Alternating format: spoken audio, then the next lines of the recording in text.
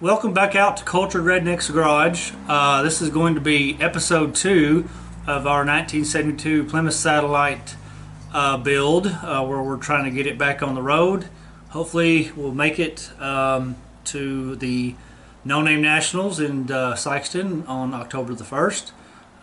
But anyways, what we've got today is we're going to tackle what I kind of consider to be somewhat of a difficult patch to make, just because of the strange lines and shape that it is.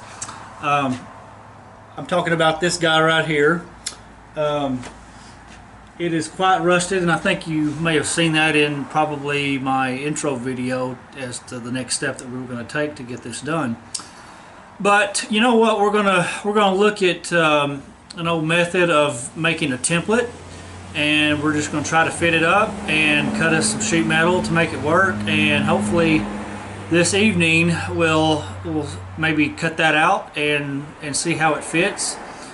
This will probably stretch several evenings if I had to guess, because that's actually kind of the only time I get to work on a lot of stuff, you know, because you go to work during the day and you come home and you help out with homework and do all sorts of other things, you know, family time. That's extremely important, so we don't want to neglect that as we have fun with this car.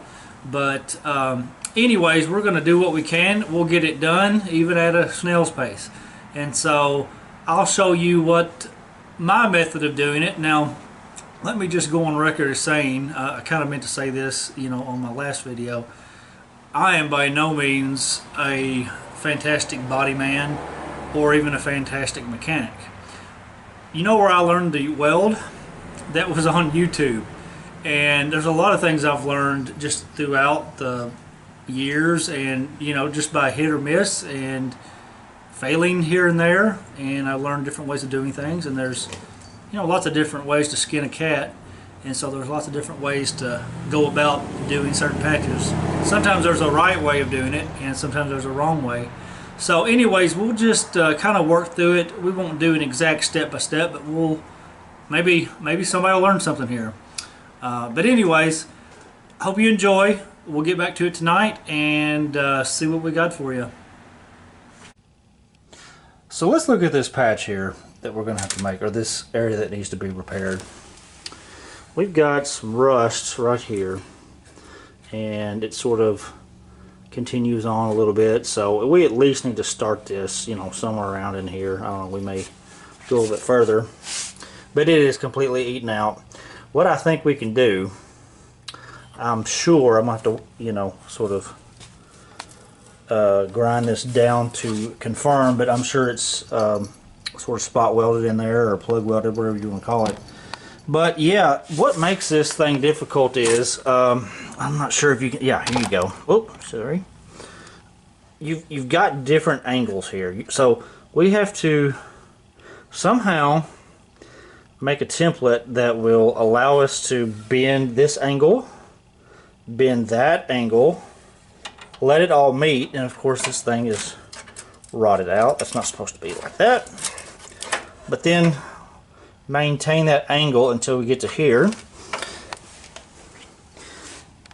We also have to make that bend come around here probably, because there's, you know, I think just to be safe, there's a little bit of rot right here that may give us issues in the future. So we're going to come down here, and I suspect we can just come in here and re-weld it back in, and that should make for a sufficient patch. So let's get to making that template. There's lots of different ways you can sort of determine how you need to cut your patch out. One of the methods I like using the most is the old folder technique. This is quite the difficult bend to make, I think, here, because what we got to do, we've got a lip like this you see back here. We've got a lip to do down here.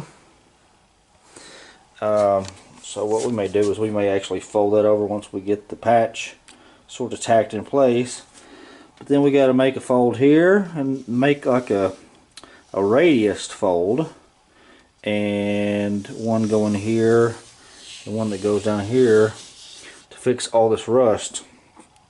One thing I like about these, using these folders, is especially when you have holes and several other little things that can trip you up, is they actually can shine. You can shine light through them. Let's just do that right now. Oh man, that's really helpful right there. So what you can do now, you take your pencil, and well, as you can see, we're going to have to come out and grab this. So that was helpful, we did that, but these are really the holes that we're looking for, and you can trace those and sort of, I'll have to clean that up a little bit. Of course we need to pull this a little tighter, but same thing here. Of course we'll measure those holes. There's a lot of adjustability in there, but this can really help out a lot when precision is key. So anyways, we're going to get that this new line fixed over here. Do a little bit more sketching to determine where we need to kind of cut this off and all that. So we'll cut out that and just do some double checking, and we'll be ready to make our patch. It's amazing the amount of rust and scale that can develop on a car over 50 years. This car being an Illinois car, it certainly saw its days, many days of salted roads in the wintertime. We're not too bad here, but it still gets up with these little crevices. And of course what you see in here is mainly some sort of for lack of a better term, caulk, but that's not it. Whatever the seam sealer, that's it. That's what they use there. And I don't think I'm going to go back with that, because this car will not see too many days in the driving in the rain, and it for sure will not see a day whenever there's snow. So we'll get that cleaned up after we make our patch and get her treated. Well, here is the template after we have cut it out, and I believe this is really going to aid us in getting a good patch made here. Let's see if she fits.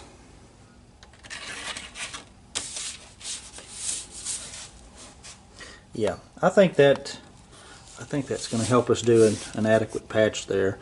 I'm probably going to leave this out long and maybe put some sort of a bar of some sorts around here, and that way we can take that hammer and just kind of bend it down. You got to have a little bit of play somewhere. But yeah, I think we can do this.